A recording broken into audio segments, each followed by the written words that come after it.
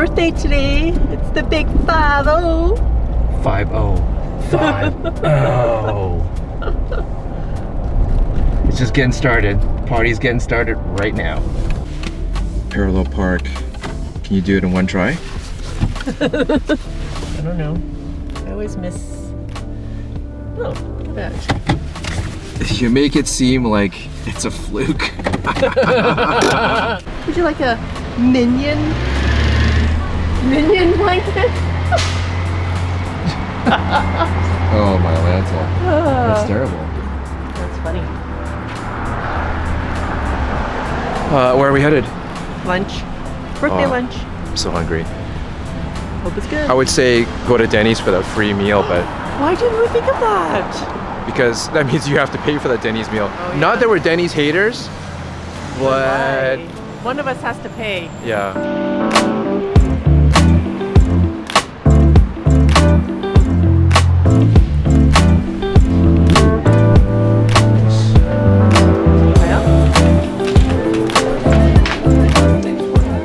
You know, I think as I get older, I get a little bit more hesitant in trying new things. And it's not that I intentionally do that, but I think I catch myself going for the usual. The usual. And so thanks for finding this place. I want to say a lot of people actually feel that way. They, even like the regular restaurants that they go to, they don't want to try something new. They just want to order what they know they're going to like and enjoy. And I think as we get older, we just want to enjoy the things that we know we're going to enjoy and not risk it. Hey, wait a minute. It's your birthday, not mine. Fine. Oh. Well, what do you want to know? Well, you're 50. Yeah. That's a big 5-0. How was your race to 50? Well, I think that I had plans and expectations of what I wanted to accomplish on my race to 50, and hashtag race to 50 would look a certain way. But it never really works out the way you plan it out or intend to. Fitness goals. I started strong near the end of the year with my friend Gerald, who has been so good in getting me started, but I need to carry that through into this year. I'm just happy to be doing this channel with you and seeing where this can go. So thanks again for all your support, and for those who like the taste, I will try to be more innovative for 2019.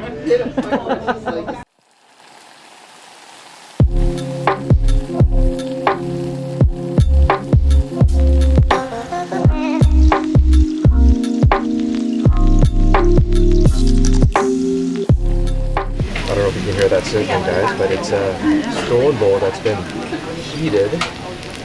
And when you put the rice in there, what happens? It causes like a crust at the bottom, and so it's a little bit crunchy, and oh, it's just so yummy. All right, get in there, girl.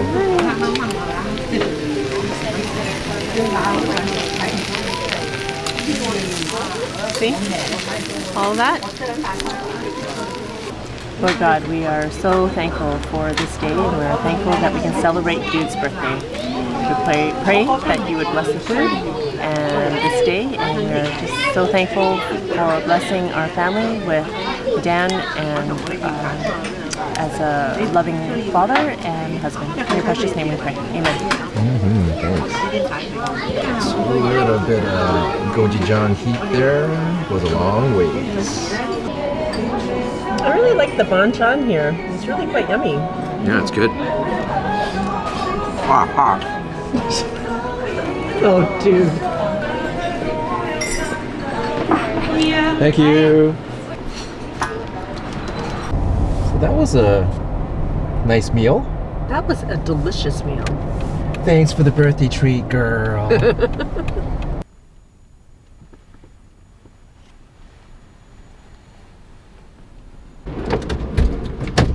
When you go on errands with your wife on your birthday to pick up your own birthday cake. Thanks, honey. I did not make you go in to pick up your own cake. Well, that would have been next level, though.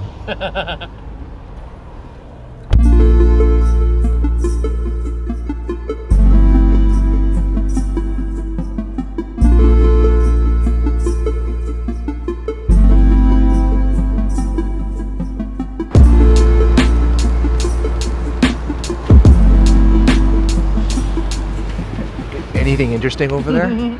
Just an apple and a bee. Like the letter B, not a buzz bee. Okay. Guess how long it's been since the last Milestones episode? Oh, I know. It's been a while. It's been, I think, at least a couple of months. Sorry, guys. Yeah. But we are happy to share another milestone with you. So we left off the last episode with me moving down to SF, San Francisco, and dude following me there. So he decided to stalk me from a closer distance. Is that definition of stalking? I did have the flexibility of transferring to another city because my job required me to be on the road. So I just needed to be near an airport. So San Francisco worked out well. Yeah. And I went down there, if you recall, for graduate school. So I was doing my MBA there, and it was during the whole .com era.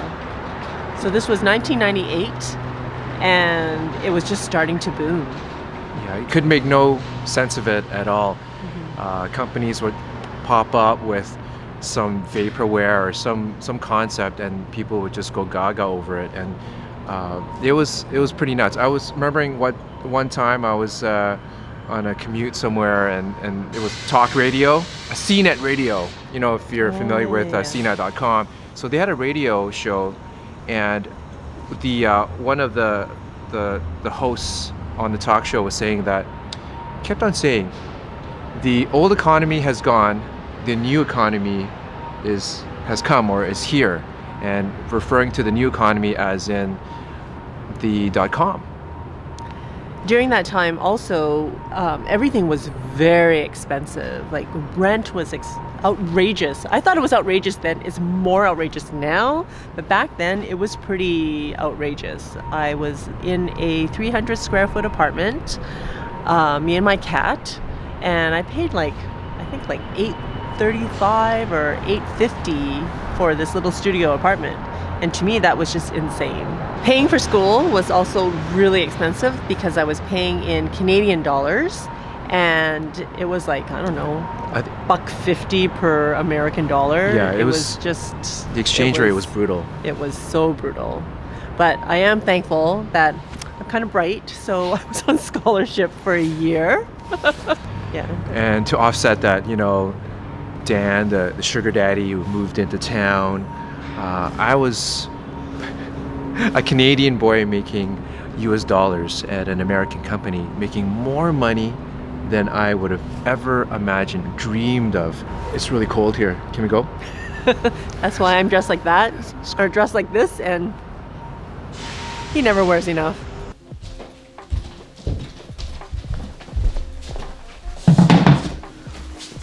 Oh, is that... Sorry, I don't know if it's a requisite thing. When you hit a certain age, you gotta make those old man noises.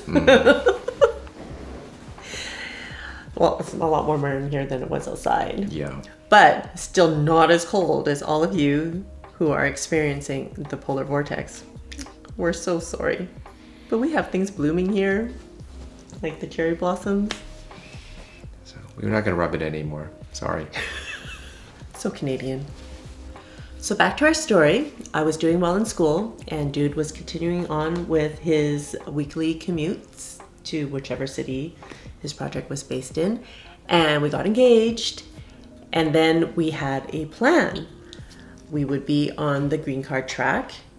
We would both get good paying jobs, especially after I graduate from my MBA. We'd be getting paid good money, and we'd get married, and then we'd live the American dream. Right? Perfect. And then not.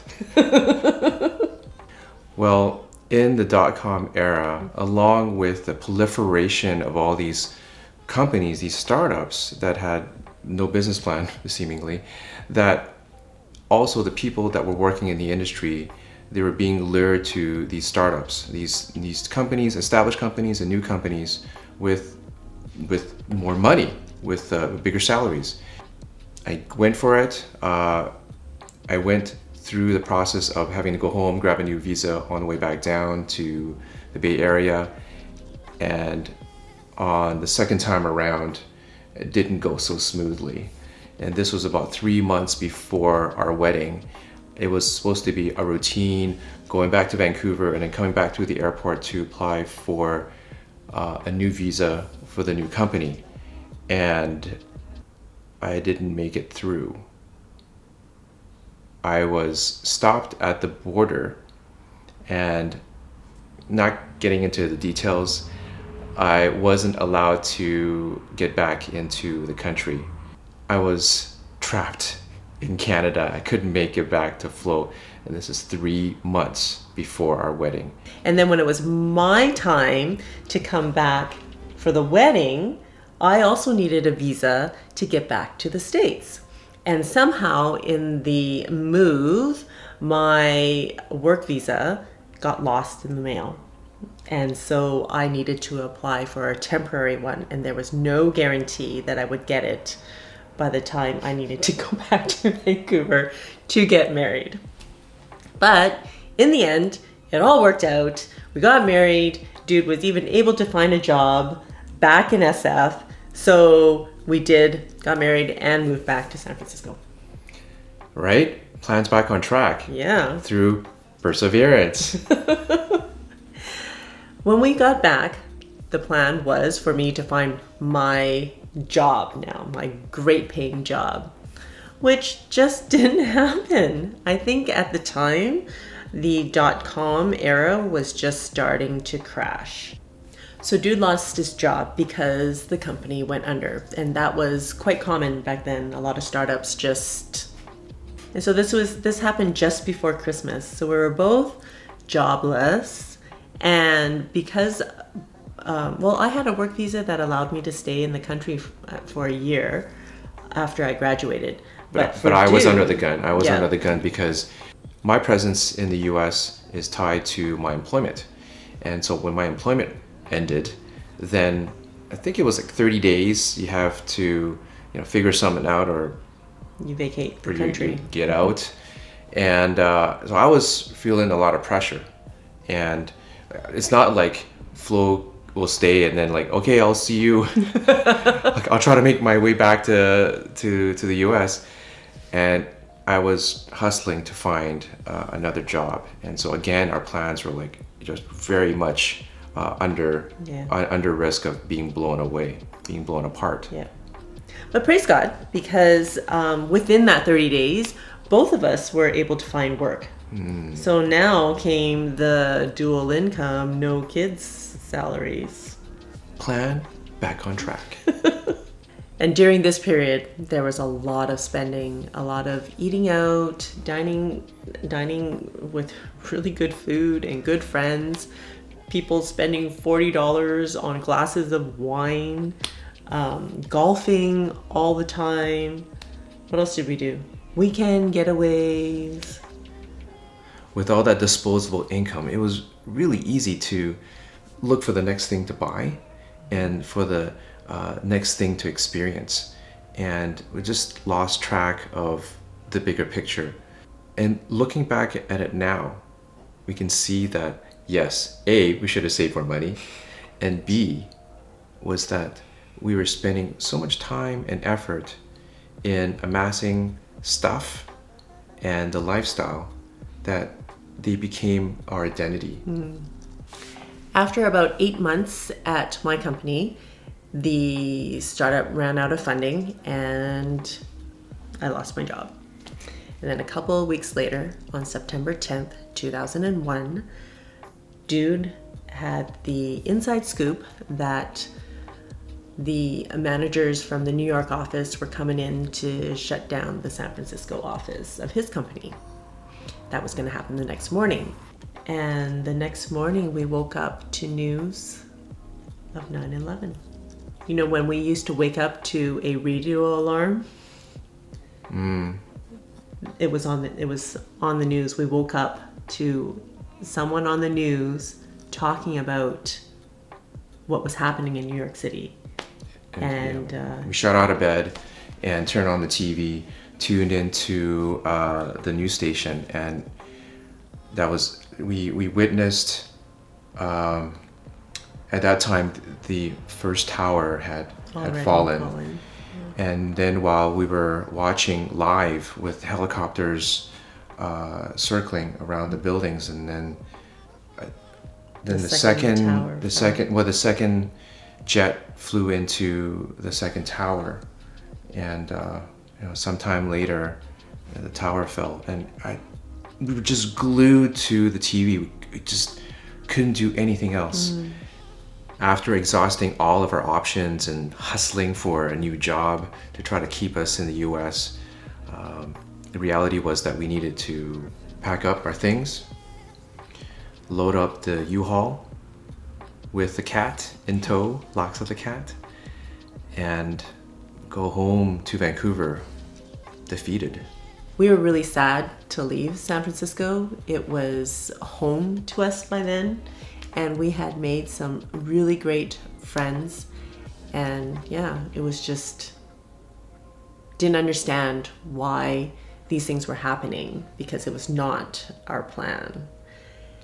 And even if you don't believe in God, surely you would think, or surely you would believe that all things happen for a reason.